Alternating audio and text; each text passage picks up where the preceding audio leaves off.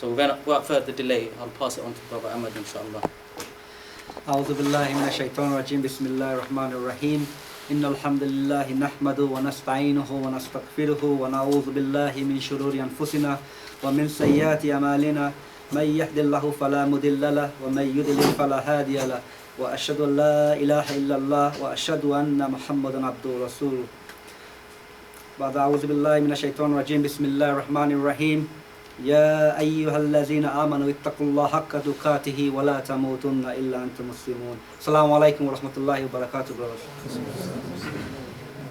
The issue of proud to be a Bengali, before I go into the topic, I just want to share a quote by a book was written by Sheikh Hasina in 1999 called Development for the Masses. And in that quote, she summed up her vision of Bangladesh. And in the first few lines of the book, it's not a very long book, it's about 42 pages. She first starts off with this statement, which shows the lack of understanding between the people and the rulers. She states this: they, meaning the Bengali people, don't want much from us, despite they suffer the most, and they are pleased with what little we give them. They don't want much from us, despite they suffer the most. They are pleased with what little we give them. This is a summing up of the Bengali people. And this notion of Bangladeshi independence, proud to be Bengali, is drummed into the masses year in, year out. In this country, where the majority of a lot of Bengalis live, in the Middle East, and throughout the in the Bengali world as well, in Bangladesh. For us to understand, before I go into should we be proud to be Bengali, I want to talk about how Bangladesh was formed, a little history of that. For us as Muslims, we should always look into what happened in history, and we should always look into and read up about it. India, as it was known, was first colonized by the Europeans who landed on the shores of India in 1498 as traders. Later, as the years went by, more and more trading outposts in the Indian subcontinent were established. The British, the French, the Dutch and the Portuguese battled each other to control India. Eventually, the British came out on top in that region. At that time, the Mughal Empire was going down, and British got their foothold in India by beating the Muslims at the famous Battle of Plassey in 1757. If you go down to East India Dock, there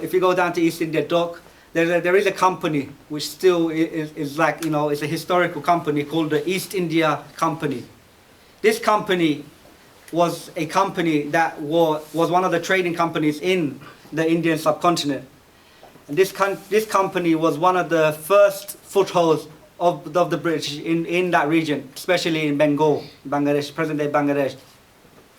The East India Company had an army led by Robert Clive, and this army defeated the Nawab of East Bengal, Shiraddaulah. The defeat was down. It was down to a treachery of a Muslim by the name of Mir Jafar, who wanted to take the post of Shiraz. Yeah, he switched sides, and he helped the British, and the Bengalis, the Indians and the Pakistanis remember his name by calling him Gaddar, yeah, traitor. He's known as Gaddar because he was the one who sold the land via the British, and he lost that land. After this battle, the East India Company army took over the whole country, and they were despised by the people. The Muslims and the Hindu populations, they hated them due to the behavior of the army and their lack of respect for the practices, and many mutinies took place because of this. Eventually, because of the growing situation of that area, the British Crown, took over the whole of India. And they took over from the East India Company, and a viceroy, like a mayor, you can call it, a person who was in charge, was appointed to represent the crown in India. After years of ruling and the mutinies, the last Viceroy of India, Mountbatten, announced that the partition of India would happen. So they after Jinnah, they talked about Jinnah and other guys, Nehru. They all met together with Mountbatten and decided that the British wanted to give it up its position about India. And they were going to split the country.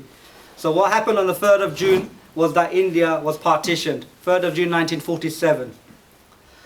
On the 14th of August 1947, at 11:57 p.m., Pakistan emerged as a new state. So on the 14th of August 1947, at 11:57 p.m., Pakistan emerged as a new state. I don't know how they even recorded these times, but that's what they got. And then a few minutes later, well, that's obviously 11:57, a few minutes later at 2:12 in the morning, on the 15th of August at 1947, India was formed as a state.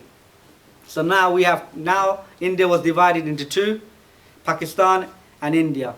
And around 1 million people, there is varying numbers that came up, may have died in this period as millions moved from one part of another part of the country to live in the new states that were formed with Pakistan and India. And so what happened was, now I'll move on to how Bangladesh and Pakistan came about very shortly. Basically Pakistan, when it was partitioned, there was West Pakistan, which is the present day Pakistan, and there was East Pakistan. So in between was India. And what they had, there was two states. Pakistan ruled both of them from West Pakistan. Basically the main powerhouse of Pakistan was in West Pakistan, and that's where the power laid. Many years of neglect, mismanagement happened on the part in East Pakistan. It reached a climax when Sheikh Mujibur Rahman won elections. He had the Awami League Party. He won the elections in East Pakistan in 1970. But the West Pakistan government refused to accept the result. And after this, when the military killed the civilians in East Pakistan, Sheikh Mujibur Rahman declared Bangladesh independence, as the video showed, on the 26th of March 1971, which was that was the Independence Day, which was yesterday. And the so-called Liberation War started, where millions perished and were made refugees in countries like India. So this is how basically Pakistan, Bangladesh was split and how they became. The topic of today is, I just want to give you that brief history just to remind you of that, yeah, and to get you up to date. The topic of today, the talk is, are we proud to be a Bengali? Because since independence, 40 years has passed. So majority of these people in this room, from what I can see, are Bengali. And Bangladesh has a population around 150 million. So in the 40 years it's been independent, what can we be proud of?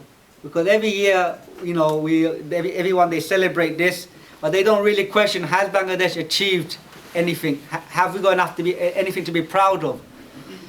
A woman in The Guardian, a Muslim Bengali, wrote an article only on Friday talking about how proud we should be of Bengali, how advanced that we've become, our GDP is growing, how our women have rights, how we are economically thriving. She goes on to this, but I'm gonna put this into context of how should we really be proud of what Bangladesh has achieved in 40 years. We had floods and deaths. Straight after the independence of Bangladesh, there was a major flood, killed loads of people, and every year there's deaths from cyclones through typhoons.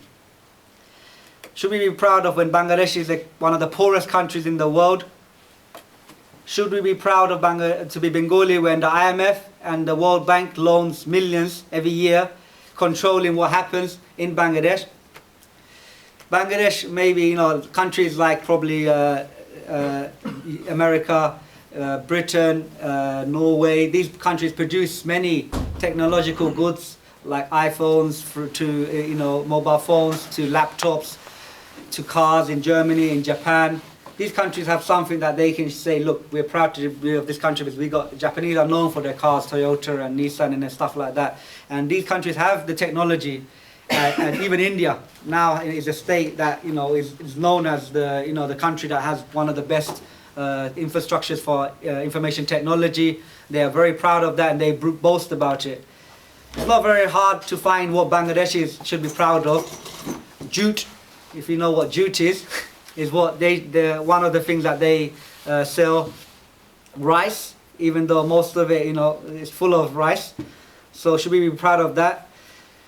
Everyone probably know about Bangladesh Biman. Should we be proud of Bangladesh Biman? So our airline. How many, you know, the Bangladesh has a very high levels of illiteracy. Should we be proud of that? Poverty, as we mentioned. It's a country where prostitution is legalized in some aspects. We saw on the video the massacre of the BDR in the Pilkana massacre that happened, where the top army brass of the border defense rifles was eliminated in one day. And now there is a state where the Bangladeshi defense rifles is non-existent and India and the army around that region are controlling it. How can we be proud to be Bengali when one of the most corrupt countries in the world, okay, it's starting to rise up the ranks slowly, yeah, but it's still ranked 12th as corrupt in the world by Transparency International. Before it used to be around 2003, 2001, it used to play Nigeria and Bangladesh used to be 1 and 2. So they used to always play. Now Somalia is one of the world's most corrupt countries in the world. Coming on to anything else that we can be proud of Bangladesh. Recently we saw the cricket. 58 all out against West Indies. You know, the Bangladeshi people had high hopes that their country will win or at least, you know, like normally when a host country hosts a tournament, they expect that the team should do well and at least go to the finals and win it. 58 out against West Indies, 78 out all out against South Africa. All the hopes of the millions of people washed away. They're giving new. How can we be proud to be Bengali when a policy is being adopted by the government to give equal rights to women, equal rights to inheritance, going against the Quranic ayahs that outline the inheritance? There's talk about fatwa has been banned countrywide. How can we be proud when there's Islamic groups that have been banned in the country for speaking about Islam? How can we be proud when people have been imprisoned without charge? Torture is a common thing. How can we be proud when the country has been plagued with army coups after army coups? We have like a bandwagon of rulers. Esha, then Hasina, then Khaleda, then Hasina, then Hasina, then Khaleda. How can we be proud of all these despot rulers? How can we, you know, land grabbing in Bangladesh? It's a common thing. Most people don't go on holiday, they go to enjoy it. Bengalis go there to sort their land out, make sure no one there, the uncle doesn't take their land. This is a common thing. Kidnapping, this happens in Bangladesh. How can we be proud of that? I had to put this one in. How can we be proud of the Bengalis that came to Manchester for the Commonwealth Games and ran away? So I don't know if we should be proud of that, but that's what happens. Corrupt politicians, are we proud? Should we be proud of that? And on a very serious note, at the moment we can see the situation in Bahrain and Libya. The Bengalis there, 50,000, 60,000 of them, are left to practically die and surviving on biscuits and water, getting stabbed at their workplace, and the government says we are doing all we can to get our people out. We are sending more Biman planes out there, as like they have 20 planes to give. This is what they're saying, that citizens have been left to die and survive on biscuits in Bahrain and Libya. Should we be proud of that country, where the countries like this country, other countries are sending their troops, while the troops of Bangladesh are serving United Nations missions? Should we be proud to be Bengali when Muslims are persecuted in Bangladesh and in Myanmar, like the Rohingya Muslims that we've outlined before in another talk? Bangladeshis are known to be people smugglers, dalal, and you know this is it. This is people get they sell their land, they sell their wealth, and they get a raw deal just to get a better life, but these people take abuse. I could go on and on about the things that we should be proud of to be Bengali. And even when I did a Google search, I typed in, should we be proud to be Bengali? And there's nothing came up about a Yahoo answer, and this guy said nothing. He goes, it's curry and curry and curry. Nothing to be proud of in Bangladesh. He goes, I can't even say nothing, no comment. And this was the comments from Bangladesh. So you can see, this Independence Day, 40 years of independence, what has happened? What have we got what have we got to be proud of? If you look at the list I've just outlined, there's nothing much to be proud of to be Bengali.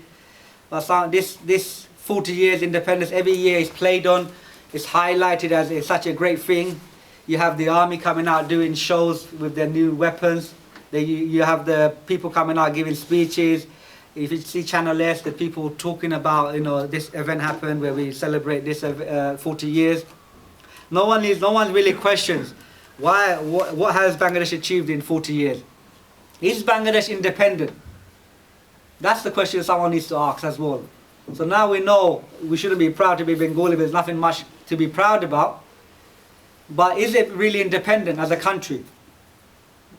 Since 1971. In these 40 years, we've seen that it hasn't been really independent. In recent times, India granted a $1 billion US dollars loan to Bangladesh, which has been used. The loan is the largest India has given any country. How can it be independent when a country, India's border, is given India gives Bangladesh a £1 billion US dollars loan? You must expect something in return.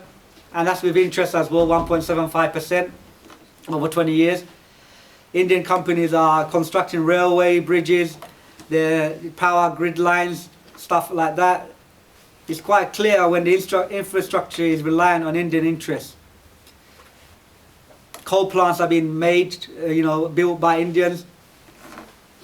It hasn't stopped there. There's more, importing rice. Country is one of the largest producers of rice, and now it's importing rice from India. What independence is that, and what have we got to be proud of as well? It's not only on the economic angle that the independence is outlined. If we see the internal policy, we have seen the Americans, the US Army, the US Naval Fleet is been training in Bangladesh. How can an independent country, what's it doing there? When Bangladesh Army goes to India to get training in places like Kabul, what's going on there? We saw the recent, how can Bangladesh be independent when we saw the British government training schools, training the Rapid Action Battalion to do more torture. Where is that? Where is the independence of Bangladesh when these countries are involved in India, America, and the UK? It's like they've been given a pass to all the country. So you can see Bangladesh has been a failed state since day one. It has never been independent. It relies on countries like China, countries like India, countries like America. It has nothing to give. It needs a new approach. When we're Bengali, the thing that comes out, what is it? When you say we're proud to be Bengali, the notion of nationalism comes out. Nationalism is promoted heavily in Bangladesh. Even on the channels, you see the national flags, the songs, the World Cup songs, all about flag. In Bangladesh, they show documentaries about the war that happened with Pakistan. We need to realize this issue of nationalism is a tool, but that is being used by the colonialists to stop the return of the Islamic State, the Khilafah, and the unity of the Ummah. We need to study the history to remind ourselves how nationalism is a disease and how it affects the return of Islam and unifying the Muslims under Islam.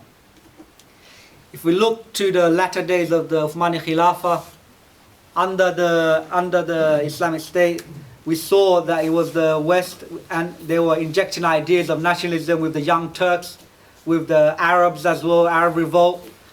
And they knew that the Ummah, if we want to disintegrate the Ummah, disintegrate the state, then we need to divide and rule. And this is what they did. They literally divided up the Khilafah using a pencil and a ruler. with France and Britain sharing up the booty of managing these states under their mandate. Nationalism is a concept which is alien to Islam. It calls for unity based on family and tribalistic ties, whereas Islam binds the people together on the Aqidah. That is a belief in Allah subhanahu wa ta'ala and His Messenger Muhammad sallallahu alaihi wasallam. Islam is the bond that unites us. Grouping people, Muslims, on tribalistic lines is clearly forbidden. It is narrated by Abu Dawood that the Messenger of Allah sallallahu alaihi wasallam said, "He is not one of us who calls for asabiyah, nationalism, tribalism, or who fights for asabiyah, or who dies for asabiyah." In another hadith, the Messenger of Allah sallallahu alaihi wasallam said, referring to nationalism, "Leave it rotten." This is a Muslim and Bukhari hadith. And in another hadith, to show the disgust of nationalism, the disgust of saying, "I'm proud to be Bengali, I'm proud to be Yemeni, I'm proud to be Libyan, I'm proud to be Egyptian, I'm proud to be Somalian." You know, wearing these little, I don't know, they got those things now, the handbands where they got Somalia, Bangladesh. Before nowadays, it's about the boxing gloves, isn't it, on the car, isn't it? But now they got the bands, the things on the chain. This is how, this to show how rotten this is. In a hadith, the Messenger of Allah sallam said, "He who calls for asabiyah," it's made so disgusting that, it's saying, look, he who calls for asabiyah, it is as if he bit his father's genitals. That's how disgusting nationalism is. He who calls for it. Even in the time of the Prophet ﷺ, there was incidences where this tribalistic nationalism flared up. One time, when the Aus and the Khazraj were together, a youth among them was sent to incite, against each other. So one of the youth from the Khazraj recited poetry to try to bring about division between the Aus and the Khazraj. And as a result, this led to a call of arms in between the Aus and the Khazraj of Medina. When the news reached the Messenger of Allah sallallahu alaihi wasallam, he said to the Aus and the Khazraj, "O Muslims, remember Allah. Remember Allah. Will you act as pagans while I am present with you, after Allah has guided you to Islam and honored you thereby and made a clean break with paganism, delivered you thereby from disbelief and made you friends thereby?" When they heard this, the Aus and the Khazraj, they wept and they remembered that this tribalistic bond that they have, it can be easily flared up. So they embraced each other. This incident shows how the Messenger of Allah sallallahu alaihi wasallam rebuked any forms of tribalism or nationalism. Allah subhanahu wa ta'ala revealed in a verse, "An Arab is no better than a non-Arab. In return, a non-Arab is no better than an Arab. A red-faced man was not better than a black one, except in piety. Mankind are all Adam's children, and Adam was created out of clay." Meaning that we as Muslims, whether we are from China, Africa, Europe, Asia, we are one ummah, and that we cannot be separated from each other. No tribalistic bonds should ever break our unity. Some people might question, if you read the Sirah, there is a lot of information about how Muhammad sallallahu alaihi wasallam used to love Makkah and the Kaaba, and he used to have tears in his eyes, and he used to say to Makkah, about Makkah, "You're the most beloved land of Allah to me."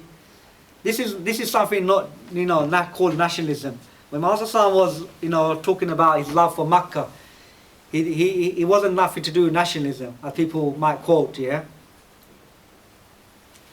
his love for Makkah was based on the noble status that Allah subhanahu wa ta'ala has given to Makkah, and not because he sallallahu alaihi wasallam was born there. All Muslims should have a love for Makkah, because it's one of the most beloved sites in the sight of Allah. After all, we as Muslims pray towards there. We go and perform Hajj there. It's where the Kaaba is. It's nothing to do with nationalism when Muhammad sallallahu alaihi wasallam loved Makkah. Think about it. If Muhammad sallallahu alaihi wasallam and the Muhajirun loved so much about Makkah, if they loved so much Makkah, then why would they have settled in Why would they have settled? Why wouldn't they have settled back in Makkah after they became the part of the Islamic State? If you look at that, they went to Medina after Islam conquered.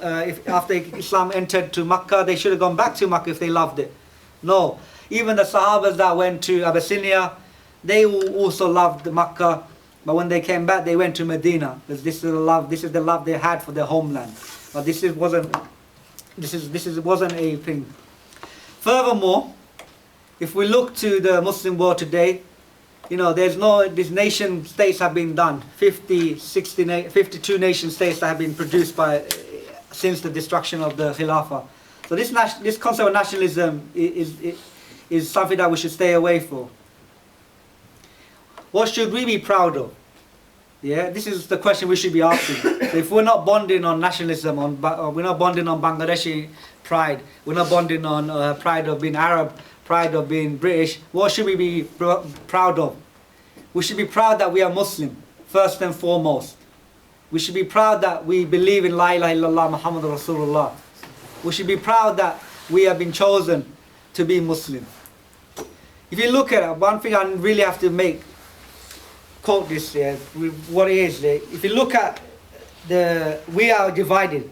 But if you look to the West, when they understand the power of unity. That's why you have the European Union. But they don't want us to be united. They have the European Union, they have NATO. Well, they don't want us to be united. Why is it called the United States of America? They understand that power lies with unity, as long as this power is within them. That's Islamic Aqidah is the basis, which is the basis that we should have, that it should unite us. Yeah, this is the thing that that we are one ummah. Yeah, we shouldn't forget that. The current state of the Muslim world is not natural. It's unnatural. Bangladesh and India and Pakistan has been around for about 70 years, whereas we have the Islamic Khilafah for more than 1400 years. We should be proud that we are Muslim. We should be proud of our Islamic heritage under the Islamic Khilafah. We as a ummah flourish by uniting different lands, different people, different cultures, and molded them into the Islamic personality under the state. Under Islam, we pioneered advancement in mathematics, science and technology. We had a state that was leading, one of the leading super states at that time. We should be proud that we had one of the best armies in the world that was feared and unbeaten for centuries to come. We should be proud that we protected the rights of non-Muslims and allowed them to flourish and achieve. We should be proud that in our state, the black man and the white man were all the same in the sight of Allah. We should be proud that under our state, the rights of women were protected and honored. We should be proud that under our state, we flourished in education, that there was no borders, no passports, security prevailed. We should be proud that under Islam, economic prosperity and high standard of living was achieved. I believe, this notion of nationalism is always going to be used to continue to keep us at bay. We should go out there, tell the ummah that they should be proud to be Muslim first and foremost. And this is what we should be proud of. We should be proud of the history. We need to read up about it and understand of it. I just want to end by showing you how this concept of nationalism can be summed up in a picture that we did for our magazine. And you will know it's a difference straight away. You can see under Khilafah, under state, when we had Islam, one land, yeah, many achievements. And this is what we are presently at the moment, divided into nation states. Every day another nation like Sudan recently got divided. Every day another nation is divided even further. Who knows what will happen in the Middle East with all the revolutions going on. So we make dua to Allah subhanahu wa ta'ala that Allah unites our hearts with the Muslims, guides the Muslims that are calling for nationalism, and we inshallah raise the banner of Islam in this world. Assalamu alaikum, brothers.